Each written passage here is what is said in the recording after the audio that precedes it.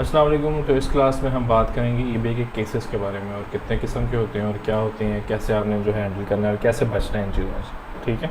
और ये जो है चीज़ें हर कोई फेस करता है जो भी ईबे का सेलर है। देख रहे हैं आप कि ईबे केसेस हैं, टाइप्स कितनी, दो तरह के केसेस होते हैं, मतलब उसकी टाइप, उसके इनके अंदर काफ़ी कुछ होता है, वो चीज़ें हम डिस्कस करेंगे। आइटम नॉट रिसीव्ड, जिसको INR कहते हैं, इसको हम INR लेके चलेंगे आगे जो है। ठीक है। और ये है significantly not as described, SNAD। ये जो है आइटम नॉट रिसीव्ड, इसके तो नाम से ही आपको पता चल गया कि आपने चीज़ शिप की थी, वो उसको मिली ही नहीं है या वो डिले हो गई है शिपमेंट किसी भी वजह से, तो वो केस खोल देगा। दूसरा ये है कि इसका मतलब ये है कि आपने जो डिस्क्रिप्शन लिखी हुई थी ना, मैं इधर लिख भी देता हूँ डिस्क्रिप्शन या रॉन्ग डिस्क्रिप्शन। ठीक है। आपने गलत जो है ना, गलत बयानी की चीज़ थी चाइना की, आपने लिखा हुआ है स्विट्ज़रलैंड, आपने लिखा हुआ है इटली। ठीक है। तो रॉन्ग डिस्क्रिप्शन, आप कोई और मिस्टेक जो है वो आपसे हुई, तो आपने मतलब लिखा हुआ था कि 20 दिनों में पहुंचेगी, तो वो 30 दिन लग गए। ऐसी चीज़ें देखते हुए जो है ये जो आपका बायर होगा वो आप पे केस ओपन कर सकता है। ठीक है। वो केस के बाद, ओपन करने के बाद क्या होगा क्या नहीं होगा वो हम देख लेते हैं। तो आइटम नॉट रिसीव्ड, INR और SNAD, इसको लेके हम चलेंगे। ठीक है। ये सिंपल है। डिस्क्रिप्शन में कोई गलती है या आपने जानबूझ के 2 नंबरी की हुई है, कोशिश की है कि 2 नंबरी करने की, तो भी ऐसा हो जाएगा, मतलब केस ओपन हो जाएगा, आइटम नॉट रिसीव्ड। ठीक है। अब हम चलते हैं जी, ये क्या सीन होता है। जब भी आप कोई भी चीज़ सेल करते हैं तो ईबे जो है ना मनी बैक गारंटी देता है। ठीक है। ईबे जो है वो मनी बैक गारंटी देता है। रेजोल्यूशन सेंटर क्या होता है वो मैं आपको बता देता हूँ। रेजोल्यूशन सेंटर जो है वो होता है कि जो भी आपका केस खुलेगा वो रेजोल्यूशन सेंटर यहाँ शो होता है। ठीक है। इसका लिंक ये है। इसको एक्सेस कैसे करते हैं वो हम देख लेते हैं।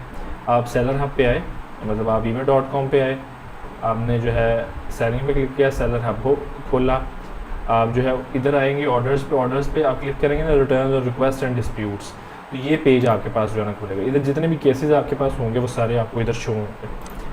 ठीक है। ये open request and dispute, close request and dispute, awaiting decision, awaiting your response, awaiting by response, सारा कुछ मैं आपको अभी बताता हूँ। ये यहाँ बेसिकली शो होगा। आपने एक्सेस कैसे करना है मैंने बता दिया। अच्छा, रेजोल्यूशन सेंटर का भी हो गया कि जहाँ आपके केसेस वगैरह शो होते हैं। ईबे मनी बैक गारंटी का भी पता चल गया। अच्छा, वो कह रहा है कि all buyers are protected with eBay money back guarantee. जितनी भी चीज़ें ईबे पे सेल होती हैं, जो लोग बाय करते हैं, वो ईबे उनको मनी बैक गारंटी देता है। इसलिए इसका फ़ायदा ये होता है कि कोई भी नया सेलर हो या पुराना, उनको जो है ना बायर को ईबे पे ट्रस्ट है, वो इजीली वो कहता है अच्छा यार इसने कोई 2 नंबरी की भी, मैं ईबे से पैसे वापस ले लूँगा, तो कोई मसला नहीं है। अगर ये नया सेलर भी है तो ठीक है। तो इसी वजह से नए सेलर भी इस पर जो है ना अच्छा ग्रो कर लेते हैं। ठीक है। और हमारी तो आइटम ही ऐसी है कि वो उसमें जो है ग्रोथ अच्छी है, उसमें प्रॉफिट मार्जिन अच्छा है, वो रेयर है, यूनिक है, एंटीक है, तो उसमें तो फिर ज़्यादा चांसेस हो जाते हैं। ठीक है।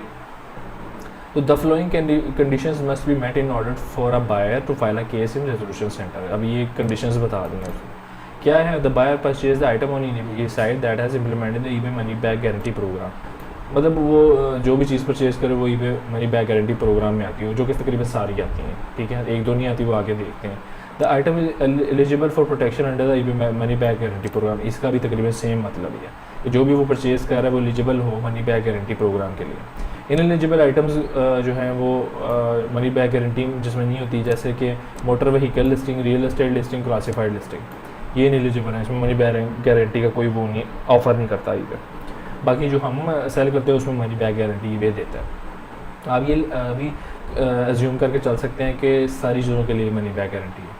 ठीक है। और फिर क्या कंडीशन है, the item was paid for in lump payment using one of the, कि जो बायर आपको उसने जो भी सपोर्टेड पेमेंट मेथड हैं उससे पे किया हो। लेट्स से कि क्रेडिट कार्ड, डेबिट कार्ड या पेपैल, वीज़ा, मास्टर कार्ड, ये सारा कुछ जो है ना इनके सपोर्टेड पेमेंट मेथड्स हैं। तो वो ज़ाहिर है जो जिस पेमेंट मेथड से उसने किया हुआ है, जो ईबे ने अलाउ किए हैं उसी से वो पे करेगा ना, तो ये इसका कोई मतलब नहीं है। The case is open with in 45 days of payment for item for event tickets. A case must be open with in 7 days after payment. Tickets वो छोटी जो टिकट सेल होती हैं छोटी छोटी, या आप ये जो मतलब पोस्ट ऑफिस के जो टिकट्स हैं वो सेल होते हैं, पैसे सेल होते हैं, हर चीज़ सेल होती है। अब खैर इसको आप अगर इग्नोर भी कर दें ये, तो आप जो है वो इसको देखें कि केस जो है ना वो मतलब एक बंदा है उससे चीज़ बाय की, उसके बाद 45 डेज़ होते हैं कि वो कभी भी केस 45 डेज़ में जो है ना खोल सकता है, ठीक है। और जो है वो ओपन कब कर सकता है, वो मिसाल के तौर पर उसने आज चीज़ ली, अगले दिन वो केस नहीं ओपन कर सकता, वो पेमेंट के 7 दिन के बाद केस ओपन करेगा, ठीक है। तो ये चीज़ जो है ना आपने ध्यान में रखनी है कि ये नहीं है कि एक दफ़ा बेच दी चीज़ और बस भी अल्लाह खैर चल रहा, भाई उधर जाके कोई मसला हो गया। अब इसमें प्रॉफिट मार्जिन हमारे में बहुत है, लेकिन अगर आपने घड़ी बेची, आपने इधर से ली थी वो 5,000 की, वो बेची आपने 50,000 की, लेकिन उधर जाके उसमें कोई मसला आ जाता है। मसला क्या आता है आपको पता है, शिपमेंट कंपनीज़ जो हैं या कुरियर कंपनीज़ जो हैं वो कैसे हैंडल करती हैं, तो वो चला के फेंकते हैं। लेट से कि वो कोई पार्ट इधर उधर कोई सेकंड हैंड वॉच हो तो फिर केस भी ओपन हो जाता है। तो आपने बड़े अच्छे तरीके से पैकेजिंग करनी है, हर चीज़ अच्छे तरीके से लिखनी है, अगर कोई चीज़ ख़राब है या नहीं चल रही वो भी लिखनी है, सर्विस करवानी है, ठीक है। तो ये सारा कुछ आपने करना होता है। ज़ाहिर है यार, इजी मनी कुछ भी नहीं होता, आप काम करेंगे अच्छा करेंगे तो पैसे कमाएंगे। अब इसमें प्रॉफिट मार्जिन है लेकिन हैसल भी तो है बाकी बिजनेसेस की तरह, ठीक है। तो आगे क्या वो कहता है, the eBay money back guarantee policy states that a buyer can open an item not receive case, वही INR, if the item has not been received within the estimated delivery date range posted in the listing और 7 day. अभी इसका क्या मतलब है, आपने जो है वो क्लास में देखा होगा है कि हमने शिपिंग पॉलिसीज़ बना रहे थे और उसमें हम सेलेक्ट कर रहे थे 11 to 23 बिजनेस डेज़। अब जब हम डिस्क्रिप्शन में लिखते हैं तो डिस्क्रिप्शन में आपने लिखना होता है, क्योंकि 11 to 23 डेज़ में नहीं पहुंचती चीज़। हाँ, अब देखें जैसे बांग्लादेश के लोग हैं, इंडिया के लोग हैं, नेपाल के लोग हैं, श्रीलंका के लोग हैं, उनकी वो सेम सारा कुछ यही अप्लाई होता है। EAD ऐप भी सेम ही है, eBay भी सेम ही है, केसेस भी सेम है, हाँ पेमेंट मेथड भी सेम है, हर चीज़ सेम है, पेयोनियर भी सेम ही है, अकाउंट कैसे खुलता है वो भी सेम है, शिपमेंट आप अपनी लोकल पोस्ट से कर लें वो भी सेम ही है। अब वो आपको पता है कि उसकी एफिशिएंसी कितनी है, ठीक है। तो अगर आप 11 to 23 डेज़ सेलेक्ट कर रहे हैं शिपिंग पॉलिसी में, तो आपने जो है वो डिस्क्रिप्शन में भी लिखना है कि यार ये तकरीबन 4 to 5 वीक्स लग सकते हैं पहुंचने में, तो उसको पता चल जाता अच्छा यार ठीक है वो मैं इसके बाद ही देखूंगा। और 7 days after the payment date if the estimated delivery date range was not providing the listing और इनवॉइस, ठीक है। तो ये मतलब वही बात है, 7 दिनों बाद ही जो है पेमेंट के वो खोल सकता है केस, ठीक है। तो आप जब सेलेक्ट कर, दोबारा मैं समराइज़ कर देता हूँ ये पॉइंट आपको कंफ्यूज करे। शिपिंग पॉलिसी बनाते हुए हमने सेलेक्ट किया था economy shipping outside of USA, तो उसमें आ रहा था 11 to 23 बिजनेस डेज़, ओके। लेकिन आपकी चीज़ पहुँचती है इससे भी ज़्यादा दिनों में। तो डिस्क्रिप्शन जब आप बना रहे होते हैं, डिस्क्रिप्शन में आपने लिखना होता है कि ये चीज़ तकरीबन 4 to 5 वीक्स लग सकते हैं, ठीक है, चाहे उधर ऑप्शन नहीं भी आ रहा। कई लोग क्या करते हैं फिर भी केस जो है ना वो 23 डेज़ में नहीं मिले, केस ओपन कर देते कि भैया हमें नहीं ये मिली नहीं है, हालांकि वो लिखा भी होता है। क्योंकि ये एक चीज़ मैं आपको बता दूं कि ये प्लेटफॉर्म तो बातें सुननी है, हर चीज़ लिख नहीं सकते हैं इधर, ये बायर फ्रेंडली होते हैं। अब आपने लिखा भी होगा कि 6 वीक्स में जो है ना मज़ीद चीज़ मिल सकती है आपको। पाकिस्तान है ना, पाकिस्तान में मसले मसाइल बहुत हैं, तो वो जो है वो 23 या 11 to 23 डेज़ में भी जो है ना केस खोल देगा। वो तो संकी भी होते हैं, कोई पागल भी होते हैं गोरे, बाकी 90% जो अच्छे होते हैं लोग बहुत अच्छे कोऑपरेटिव होते हैं, ठीक है। For damaged items or item that do not match the listing description, significantly not as described, case be opened as soon as the buyer receives the item. जब वो केस ओपन जब मतलब उसने को चीज़ मिली वो टूटी हुई है, जब वो आएगा ना इसको उसके पास ऑप्शन होती है कौन सी चीज़ मतलब कौन सा केस खोलना है, ये वाला खोलना है या ये। अगर वो ये वाला खोलता फिर फ़ौरन वो खोल सकता है, और आपने मतलब रॉन्ग डिस्क्रिप्शन तो लिखी हुई है और चीज़ भी डैमेज है आपकी या क्या है फॉल्टी है आपकी चीज़, वो फ़ौरन केस खोल देगा, ठीक है, फ़ौरन केस खोल देगा वो। ये होगी, ये अब आपने ध्यान में रखनी है चीज़, ठीक है। अब हम आगे चलते हैं, वर्क फ्लो क्या है। Work flow for eBay buyer cases, ठीक है। इसमें ये स्टेप्स मैंने बताए हुए हैं, वही हम INR को आइटम नॉट रिसीव्ड और नॉट एज डिस्क्राइब को जो है वो करते हैं डिस्कस, ठीक है।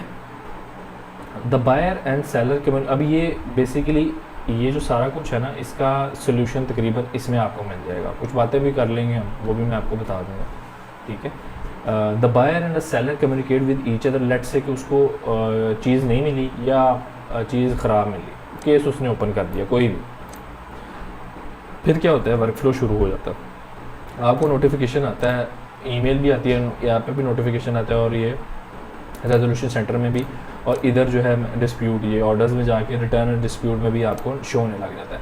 इस बार ने ये केस ओपन किया है। अच्छा, the buyer and the seller communicate with each other and try to resolve the issue without eBay being involved. Case उसने ओपन किया, आप दोनों आपस में बात करके ना मसले का हल कर लेते हैं। लेट से आप उसको चीज़ नहीं मिलती, आप उसको ट्रैकिंग देते हैं, कहते हैं यार तुम्हें चीज़ मिल जाएगी, वेट करो, तुम मज़ीद वेट कर सकते हो, तो केस बंद कर दो, तुम्हें चीज़ ना मिली तो मैं तुम्हें रिफ़ंड कर दूँगा, वो केस बंद कर देता है। या आप उसको कहते हैं यार तुम वेट कर लो, एस्केलेट ना करना, तुम्हें जल्दी चीज़ मिल जाएगी, और 5 दिन बाद उसको चीज़ मिल जाती है और वो केस बंद कर देगा। दैट्स इट, कोई मसला नहीं है। फिर वो वही बात है, इसको एक्सप्लेन कर, दिस में involve seller just providing shipment tracking वही to the buyer for an INR case और एग्रीइंग टू रिफंड द, यही जो हमने अभी एक्सप्लेन किया कि वो ट्रैकिंग डिटेल दे देगा उसको, या उसको वो बता देगा कि भाई मैं तुम्हें रिफ़ंड कर दूँगा, मतलब अगर डिस्क्राइब नहीं हुई सही, कोई मतलब फॉल्ट आ गया है, कोई डैमेज हो गई है, ठीक है, तो मैं तुम्हें रिफ़ंड मतलब पैसे वापस कर दूँगा, ये भी होता है। और ये ज़रूरी नहीं है कि सारे पैसे वापस कर, लेट से आपने $100 की घड़ी बेची, वो चल नहीं रही है, ठीक है, कई गोरे जो हैं बड़े 2 नंबर भी करते हैं कि मैं अभी वॉच रिपेयरिंग एक्सपर्ट के पास गया तो उसने $50 मांग लिया, तो मुझे $50 रिटर्न करो, तो आप कर देंगे तो अच्छा है, वरना वो नेगेटिव फीडबैक भी दे देगा, और नेगेटिव फीडबैक जो है वो बड़ा आपके लिए प्रॉब्लमेटिक हो सकता है, ठीक है। फीडबैक कैसे होते हैं, ये देखें, ये जो है फीडबैक आ रहा है इस अकाउंट का, ठीक है, ये सारे फीडबैक्स जो है ना सेलर्स ने दिए हैं, ये देखें, तो इधर जो है वो आपको नेगेटिव, ये देखें पॉजिटिव, ये सारे न्यूट्रल, नेगेटिव भी दे सकते हैं। नेगेटिव आ गया तो फिर बड़ा प्रॉब्लम हो जाता है, आपका जो है वो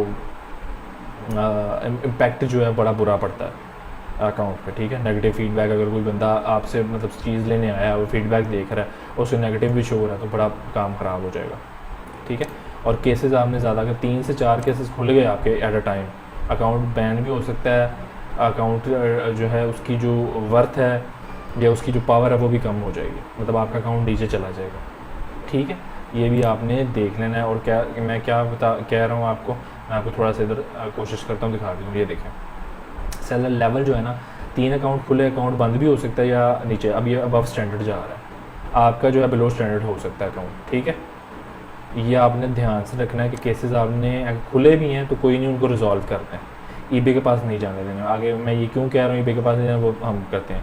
if the buyer and seller can't work it out और the seller is non responsive, मतलब आपकी आपस में नहीं बन रही और सेलर जो है वो या तो रिप्लाई नहीं कर रहा, तो buyer open case in resolution centre. अभी इधर केस की बात कर रहा है, इधर पहले वो क्या कह रहा है, अगर कोई मसला आता है तो आपस में मैसेजिंग पे बात करें। मैसेजेस की भी जो आ रही होती है ना, ये देखें माई पे गए ये मैसेजेस सारे जो है ना आप आपस में करके कर सकते हैं, ठीक है।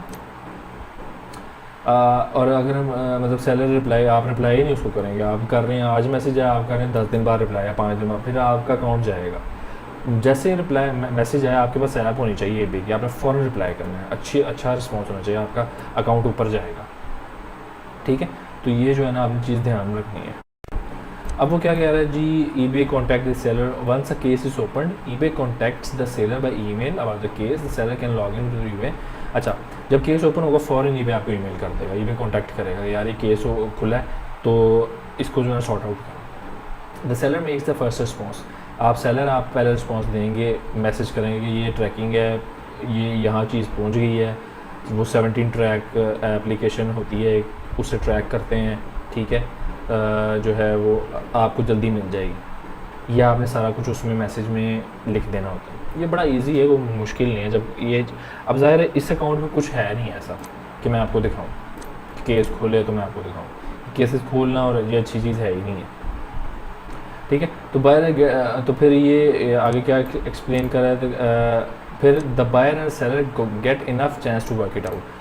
आप केस ओपन करने के बाद भी दोनों आपस में ना मैसेजिंग, वो केस के अंदर ही मैसेजिंग हो रही होती है, ईबे सारा वो देख रहा होता है, मतलब वर्कआउट कर सकते हैं आप। Depending on the seller response और willingness to make it right, the buyer and seller may be able to work before eBay becomes more involve. EBay involve होने से पहले आप लोग आपस में वो कर लें, तय कर लें, वो आप उसको या तो पार्शल रिफंड कर दें कि मैं तुम्हें $20 वापस कर देता हूँ, यार बंद कर दो केस, या आप उसको कहते हैं यार 5 दिन रुक जाओ, तुम्हें एक चीज़ मिल जाएगी, ना मिली तो मैं तुम्हें पैसे वापस कर दूँगा, फिर जब तुम्हें चीज़ मिले तो तुम मुझे पैसे वापस कर देना, ऐसे भी होता है, ठीक है।